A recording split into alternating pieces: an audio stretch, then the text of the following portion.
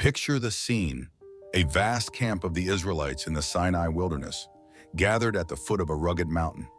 It is about 3 months after they escaped from slavery in Egypt, and they have journeyed here under Moses' leadership. The mountain before them is Mount Sinai, also called Horeb, traditionally identified with a peak in the southern Sinai Peninsula near St. Catherine's Monastery in Egypt. Its granite cliffs tower over a barren landscape, a dramatic setting for a divine encounter. On this day, the air crackles with anticipation and fear.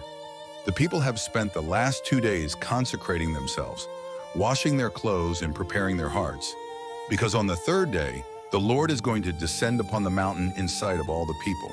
Exodus 19:10-11. They've been warned to keep their distance and not even touch the mountain's base, for it is about to become holy ground. Suddenly, thunder roars and lightning flashes. A thick cloud envelops the mountaintop, and the whole mountain shakes violently. The blast of a trumpet, a heavenly shofar, echoes across the desert, growing louder and louder, and everyone in the camp trembles. Moses leads the people out of the camp to meet God, and they stand at the foot of the mountain, eyes wide. Mount Sinai is covered in smoke, because the Lord has descended on it in fire. The smoke billows into the sky like the smoke of a furnace, and the ground quakes. It is a scene of overwhelming majesty. The Israelites are awestruck. Some fall to their knees, others shield their eyes, utterly aware that they are in the presence of the Almighty. Now therefore, if you obey my voice and keep my covenant, you shall be my treasured possession out of all the peoples. For the whole earth is mine, but you shall be for me a kingdom of priests and a holy nation. These are the words God speaks to Moses atop the mountain, as recorded in Exodus 19:5-6, a declaration of covenant. In this moment, God is inviting Israel into a sacred agreement. In the ancient Near East, covenants were serious, binding pacts, somewhat like treaties, often made between kings and their subjects. Here, the king is God himself. God is essentially saying, if you will be faithful to me, I will take you as my own people. This covenant builds upon the promise made to Abraham generations before, now establishing a nation set apart for God. The Israelites listen as Moses relays God's words, realizing that the Lord who rescued them is now claiming them as his own people, a treasured nation with a holy calling. They consecrate themselves to be ready. On the mountaintop, Moses acts as mediator between God and the people. The people below are so frightened by the thunder and the voice of God that they plead with Moses to speak with God on their behalf. "Do not let God speak to us, or we will die," they cry. Exodus 20:19. So Moses ascends into the fiery cloud alone. There, high on Sinai, God begins to lay out the terms of the covenant. The scene is, in essence, a covenant ceremony between God and Israel. Biblical scholars note that the structure of this event mirrors ancient treaty formats. The suzerain, or sovereign, first identifies himself and recounts what he has done for the vassal, then stipulates the obligations. Indeed, God opens with a preamble and historical prologue, introducing himself and reminding Israel of their deliverance. "I am the Lord your God, who brought you out of Egypt, out of the house of slavery. You shall have no other gods before me." With these words, the 10 Commandments begin. God, the divine deliverer, establishes why he has authority. He is the one who saved them from bondage. What follows are 10 fundamental commandments that form the core of this covenant. The Bible calls them the 10 words, or Decalogue, and they encapsulate the basic principles of God's law for Israel. The first 4 commandments focus on Israel's relationship with God. They are to worship no other gods and not to make any idols or images for worship. They must not misuse or take lightly the name of the Lord, and they are to remember the Sabbath day and keep it holy. These establish exclusive devotion to the one true God and reverence for his name in sacred time. The remaining 6 commandments focus on their relationships with one another.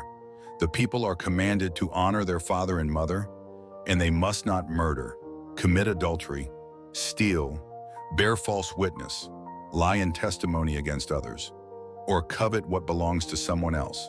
These laws cover the fundamental moral duties toward family and community, respecting authority and protecting life, marriage, property, and truth, even down to one's inward desires. Unlike many other law codes of the ancient world, which were often framed as civil regulations of a king's realm, The Ten Commandments are presented as the very voice of God to his people. They are apodictic laws, absolute commands, you shall not, rather than case-by-case legal precedents, indicating their foundational nature. Yet, interestingly, the concept of a covenant law code was not foreign in that era. Immediately after the Ten Commandments, the Bible continues with further detailed laws, often called the Book of the Covenant, Exodus 21:23, dealing with civil and ritual matters. These laws have parallels in other ancient Near Eastern law collections, for example, sections of Hittite law, showing that Israel's law, given at Sinai, was communicated in a form people of that time would understand. What was unique here is that obedience to these laws was part of a personal covenant with God. This wasn't just a civic code, it was a spiritual contract. God was binding himself to Israel and Israel to God through these words.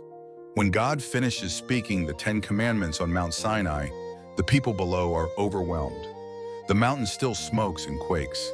The Israelites are so afraid that, as Exodus describes, they stood at a distance, Exodus 20:18-21, and asked Moses to continue listening to God alone and then tell them what God said. Moses assures them that God has revealed himself in this dramatic way to instill a reverent fear among them so that they will not sin. Thus, the covenant is delivered amid awe and thunder, impressing upon the people the seriousness of these commands. According to the biblical account, after this encounter, God summons Moses back up the mountain for 40 days and nights. There, God gives Moses 2 stone tablets inscribed with the commandments. Tablets of stone written with the finger of God, as Exodus 31:18 says. These tablets, tangible symbols of the covenant, would later be placed inside the Ark of the Covenant, a sacred chest, as a perpetual reminder of Israel's agreement with God. The imagery is powerful. God's words written in stone, signifying their permanence and unchanging importance. Israel now has in hand the terms of their relationship with God. By agreeing to this covenant, which they formally do in Exodus 24, the Israelites embrace a new identity as God's chosen people bound by his law. The covenant at Sinai is a defining moment in the Bible. In that thunderous meeting of heaven and earth, the former slaves of Egypt become a nation betrothed to God by a sacred agreement. In biblical theology, this is often likened to a marriage or solemn vow between God and Israel. God promises to be their God, and they promise to be his people, obeying his laws. If you obey my voice and keep my covenant, you shall be my treasured possession, God said. And the 10 Commandments were the core of that covenant. This idea of covenant would shape Israel's understanding of themselves and God for generations. In fact, much of the Hebrew Bible, Old Testament, is the story of how Israel strives and often struggles to live out this covenant. Now, fast forward to today. Why does this ancient event matter to us? What is the enduring relevance of Moses receiving the 10 Commandments on Mount Sinai? For one, these commandments have been revered for millennia as a foundation of moral law. They distill essential principles of ethical monotheism, directing people to love and honor God and to love and respect others. Jesus himself later affirmed these principles, teaching that all the law and the prophets hang on the commands to love God and love your neighbor. Matthew 22:37-40, a teaching that reflects the twofold focus of the 10 Commandments. Many theologians point out that the 10 Commandments exemplify the basic love of God and love of neighbor that undergirds all biblical law. In other words, these ancient words aren't just rules. They express values that are considered timeless in Judeo-Christian belief. Furthermore, the 10 Commandments have deeply influenced Western legal and ethical thought. Across Jewish and Christian traditions, they are taught to children and discussed by scholars. They have been engraved on courthouse walls and memorized in catechisms. To this day, religious study groups like perhaps yours right now delve into each commandment's meaning, finding ever-fresh insight in them. The commandments speak to core human issues: faith, worship, reverence, family, life, fidelity, honesty, contentment. They call us to a higher standard of behavior and conscience. Far from being outdated, these 10 principles continue to challenge and guide believers in living a life that reflects justice, respect, and devotion. In modern society, many view the 10 Commandments as timeless rules that still shape moral standards and provide a compass for right living. In summary, the story of Moses receiving the Ten Commandments on Mount Sinai is rich in meaning. It is a dramatic narrative of encounter with God, set in a real historical context with cultural significance. Covenant treaties, law-giving, sacred mountain. It highlights the idea of covenant, a mutual commitment between God and people, which was central in the ancient Near East and uniquely developed in Israel's faith. And it gave the world a set of directives whose influence endures to this day. As you reflect on this event, imagine standing there at Sinai, hearing God's voice roll like thunder, seeing the mountain aflame, and receiving these 10 words that would guide a people's life. It's a scene meant to inspire reverence. Even now, thousands of years later, the 10 Commandments invite us to consider our own relationship with God and others. They remind us that faith is not just about spiritual experiences on mountaintops, but about living out our part of the covenant in everyday life, through worship, respect, honesty, and love. Moses on Mount Sinai continues to teach and inspire, calling each generation to remember the covenant and to walk in its light.